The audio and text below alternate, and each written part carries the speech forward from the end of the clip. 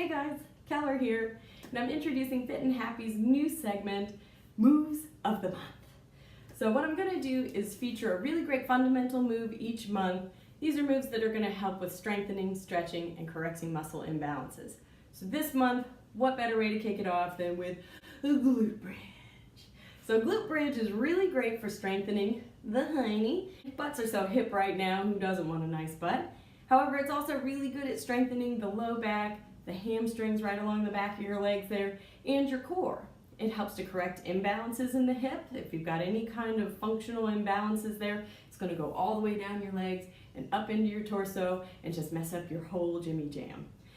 So this is going to help to stretch and strengthen all of those hip flexors and the stabilizers for the torso and the trunk. This is just such a good move. And it's also really good because it lets you exercise without having the pressure of your full body weight on you. So particularly if you're just starting out or you're rehabbing from something, it's such a great move to have in the arsenal. So let's get started with this glute bridge. One side note, you should always do your workouts in front of a mirror. That way you can check and be sure that your form is staying correct throughout the entire move. So like Ice Cube always says, check yourself before you wreck yourself. Well, hello again. This is how you're going to start glute bridge. You're going to lay down on the floor on a mat or a towel or a rug, whatever you got there. You're going to put your feet close to your behind, arms out to your side. Now, whenever you're doing a movement, you want to be cognizant of the muscles that you're using, and you want to really focus on them, think about them, squeeze them, make them do the work. So what I want you to do is really brace your core, think about your low back working, think about your buns working, and think about the hamstrings, that muscle along the back of the leg doing some work there too. So what you're going to do is squeeze those abs nice and tight, and then grind in through your heels and make those hamstrings work, and push your behind up, hips towards the sky. You want to hold it at the top for a couple seconds, squeezing that butt, and then lower it on down. Okay, so again, everything should be firing off nice and tight. You want to stop right where you've got a nice neutral spine still. You don't want to go, way up in here. You want to stop at a good level for you. So that's the basic move. So easy peasy, right? You can start with maybe 2 or 3 sets of 10, kind of work your way up from there.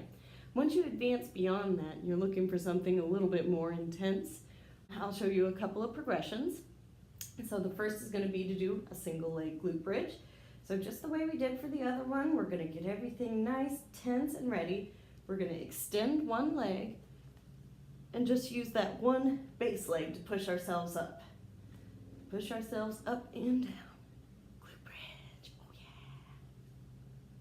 So you can kind of do 10 one leg, 10 the other leg, alternate back and forth. You could still throw in some regular old center glute bridge in there, just depending on where you are. Another thing you can do, if you want to get a little more core workout out of it, is called a marching glute bridge. So what you're going to do is bridge up and bring one knee towards the chest, and then the other knee.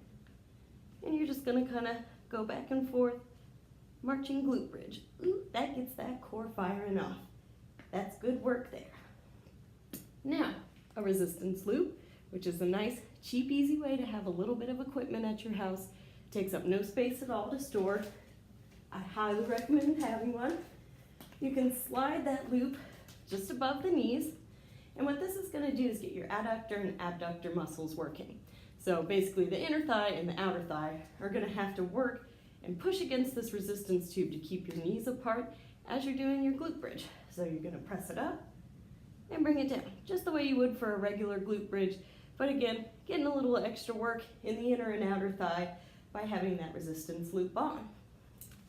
Last thing I'll show you, some dumbbells laying around, or anything heavy really. If you've got, a gallon jug or a heavy book, whatever you want to do, you can place right at hip level and use that as some added resistance. This is really going to make those hamstrings and glutes really fire off. When you've done that added resistance there, it just gives them a little more work as you do that glute bridge. All right. So that's about all I've got to say about glute bridge today. I hope you enjoyed it. Okay, so that's glute bridge. I hope you learned a little something new. If you have any questions, please feel free to get in touch with me, www.fitandhappytampa.com, or on Facebook at Fit and Happy Tampa, or on Instagram at Fit and Happy Tampa. My next second Saturday sweat sesh is going to be Saturday, February 9th at 8:30 a.m. at Julian B. Lane Riverfront Park. It's really fun. It's for all levels of fitness. I hope to see you there.